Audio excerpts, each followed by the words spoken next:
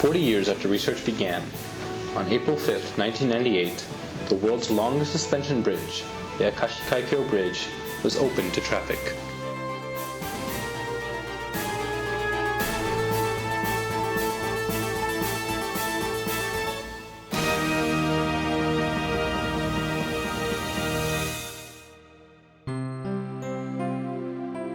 The Brooklyn Bridge connects New York and Manhattan, and was completed about 120 years ago, becoming the pioneer of modern suspension bridge history.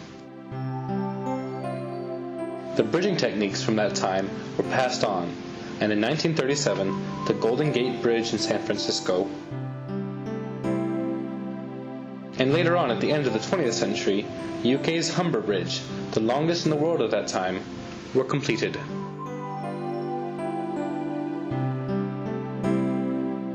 The techniques used in building Japan's long-span suspension bridges began from knowledge learned overseas. In 1988, the Seto Ohashi Bridge was completed. Since then, the techniques which were used in the construction of the Seto Ohashi Bridge have drastically improved and now reach world-class standards. And with that, the construction of the world's longest suspension bridge, the Akashi Kaikyo Bridge, began. There are three major routes that connect Honshu to Shikoku. One of these, the Kobe-Awaji-Naruto Expressway, crosses the island of Awaji and consists of two long, large-scale suspension bridges, the Akashi Kaikyo Bridge on the Honshu side and the Onaruto Bridge on the Shikoku side. The Akashi Strait is known for its beautiful scenery. Its width is about 4 kilometers. The speed of the tidal currents there are so fast that they reach a speed of 4.5 meters per second, or 16 kilometers per hour. About 1,400 vessels ply this waterway daily, including large international vessels. The construction of the Akashi Kaikyo Bridge was carried out under such severe conditions. The Akashi Kaikyo Bridge's total length is 3,911 meters, and the center span is 1,991 meters. There are two anchorages that hold the cables on both sides of the bridge. The bridge was designed as a truss-style suspension bridge with two main towers in the sea. These towers rise 297 meters above the sea surface. The girder height was set to 65 meters so that even the world's largest vessels can pass beneath it. The designers of the Akashi Kaikyo Bridge carried out elaborate research on the impact of earthquakes and wind. In 1940, the shocking collapse of the Tacoma Narrows Bridge occurred in Washington, USA. This occurred with wind speeds of only 19 meters per second. For the Akashi Kaikyo Bridge, wind tunnel tests were held repeatedly to ensure that the bridge could withstand windstorms of up to 80 meters per second. Since the bridge pier's site is very deep and the tidal current is very fast, the laying down caisson method was adopted. It was developed in Japan and was employed for constructing the Seto Ohashi Bridge. As the very first step in constructing Akashi Kaikyo Bridge, underwater excavation started the preparations for the main tower foundation. A grab, or bucket crane, which is equivalent to 8 dump trucks, fights against the tidal current of the sea in water 60 meters deep.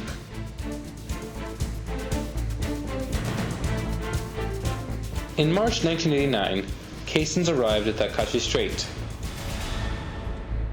These caissons were prepared at a plant to serve as the frame case of the bridge pier. Water was poured inside the caissons to sink them at precise locations, while carefully measuring position and slope. The margin of error was only 5 centimeters.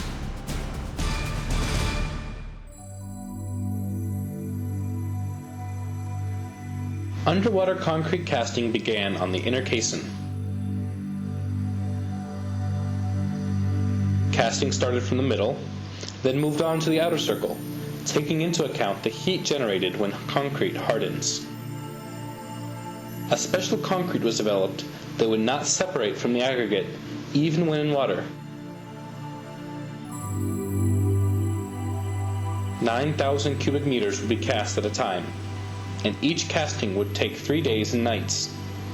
This process was repeated for 1 year. Challenged with the fast tidal currents of the Akashi Strait for 4 years and 3 months, the two main tower foundations were completed in waters 60 meters deep.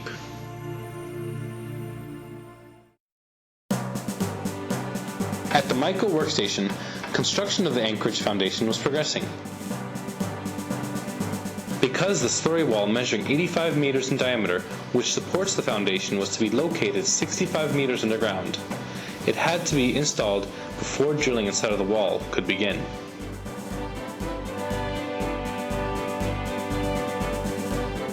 After a year and a half of excavation, the Kobe stratum was reached at a depth of 60 meters. The next step was to cast 230,000 cubic meters of concrete into this huge hole. To save time, various distinctive inventions were adopted.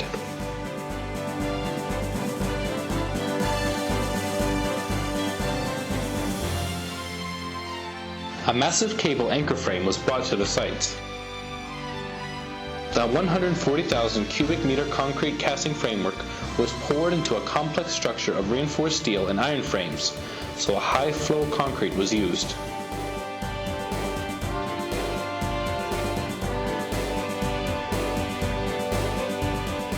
The world's largest anchorage was completed after 5 years.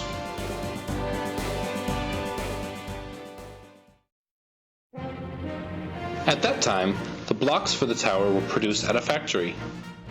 Strict standards for construction accuracy were demanded for each and every process of cutting, assembly, and welding in order for the tower to stand perfectly straight. Now the work to erect the main tower could begin.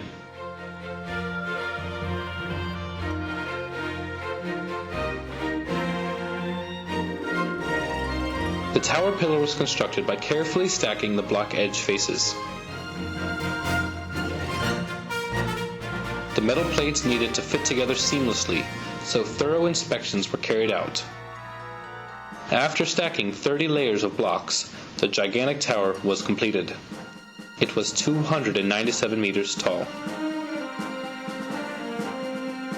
On a day with low wind speeds, the pilot rope was taken across using a helicopter. The diameter of the pilot rope was only 1 centimeter. This thin pilot rope would guide the massive cables and enable the installation of a catwalk, a workspace in the air.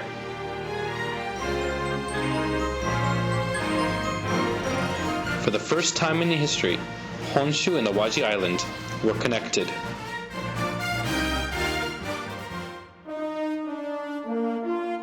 Cable construction finally began. A 4,070 meter strand that was reeled at a plant was unwound. It was the world's very first high-strength prefabricated strand. One after another, each strand passed carefully across the strait. This is the prefabricated strand which binds 127 wires together. 290 of these strands combine to make up the 112 centimeter diameter cable. A century has passed since the Brooklyn Bridge. The world's highest level strand which connects Tower 3P to 4A. And from 4A, the strand is fixed to the anchorage frame. Since steel expands and contracts with the temperature, workers wait for the night when the temperature stabilizes. Then the tension of the strands are thoroughly checked and adjusted.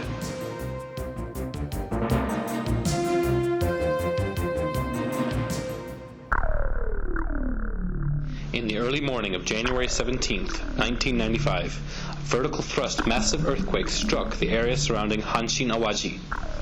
It measured 7.3 on the Richter scale. The epicenter was only 1 kilometer away from the bridge. Due to the earthquake, the Earth's crust had been altered. The distance between the two towers widened by 80 centimeters. In an instant, the structural calculations for the bridge became obsolete. However, by adjusting the measurements of components which were currently being made at the plant, it was possible to maintain the bridge's safety. For the very first work to be done after the disruption caused by the earthquake was the installation of hanger ropes to hang the girders, followed by the installation of girders. Work to erect the massive girder blocks began in June of the 7th year since construction started.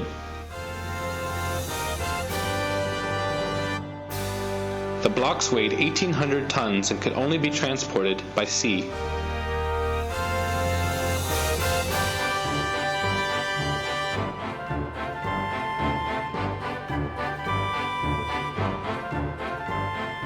Installation was carried out at 6 points that were not blocking the waterways.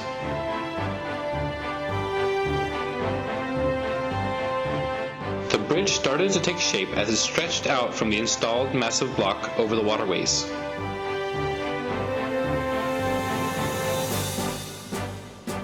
The major truss was installed with a large-scale crane, and then the major horizontal truss, and then the steel deck plates which were to become the road.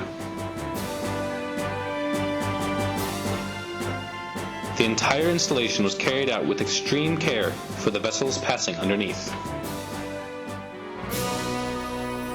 The cables are wrapped to protect them from deterioration. First with steel wires, then with rubber, and finally a coat of highly durable Hypalon paint. Suspension bridges are designed to support all of their weight with cables, so implementing thorough safety measures against rust is considerably important. A newly developed air circulation drying system was adopted inside the cable. From the dry air circulation system, which is placed on the girders, air is circulated to keep the humidity inside the cable under 40%. This is especially practical considering Japan's high temperature and humidity.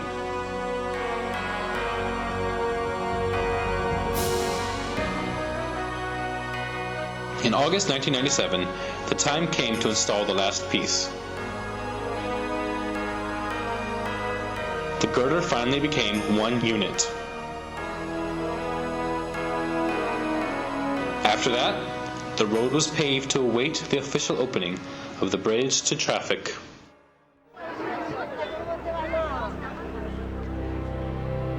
Prior to opening day, some 400,000 people crossed the world's longest suspension bridge on foot. A decade had passed since the construction work started. April 5, 1998 was the day of the opening ceremony. Construction of the world's longest suspension bridge, the Akashi Kaikyo Bridge, had called on every bridge building technology known to the nation. Strict monitoring is held continuously in order to maintain the girder service for 200 years. Surveillance systems and inspections by supervising staff are held constantly to check for swelling of the cable rubber wrappings, deterioration of cable band caulking, and loosening of bolts at the cable band, all in order to prolong the operational life of the bridge.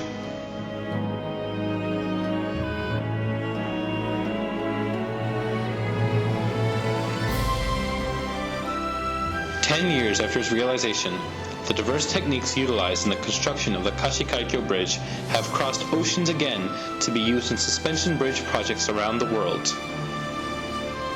These techniques are constantly evolving wherever they are used.